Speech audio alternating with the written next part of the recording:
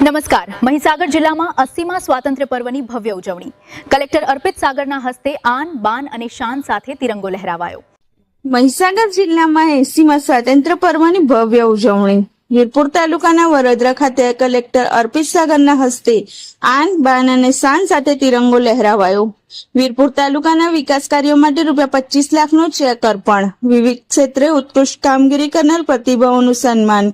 વડોદરા મહીસાગર જિલ્લા કક્ષાના 80મા સ્વાતંત્ર્ય પર્વની ભવ્ય ઉજવણી વીરપુર તાલુકાના વડોદરા ગામ ખાતે જિલ્લા કલેક્ટર સુશ્રી અર્પિત સાગરના અધ્યક્ષ સ્થાને હર્ષોલ્લાસભેર યોજાઈ હતી. કલેક્ટર શ્રીના હસ્તે રાષ્ટ્રધ્વજ ફરકાવવામાં આવ્યો હતો. પોલીસ જવાનો દ્વારા રાષ્ટ્રધ્વજને સલામી આપવામાં આવી હતી અને પોલીસ બેન્ડની સુરાવલીઓ સાથે રાષ્ટ્રગીતનું ગાન કરવામાં આવ્યું હતું. ત્યારબાદ કલેક્ટર શ્રીએ ખુલ્લી જીપમાં પરેડનું નિરીક્ષણ કર્યું હતું.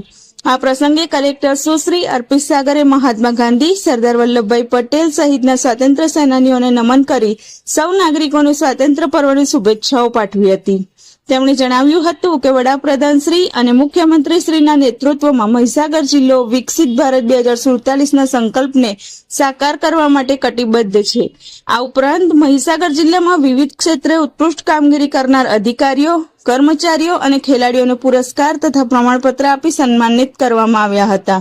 કાર્યક્રમના અંતે મહાનુભાવો અને કલેક્ટર શ્રી દ્વારા વૃક્ષારોપણ કરી પર્યાવરણ જતનનો સંદેશ આપવામાં આવ્યો હતો.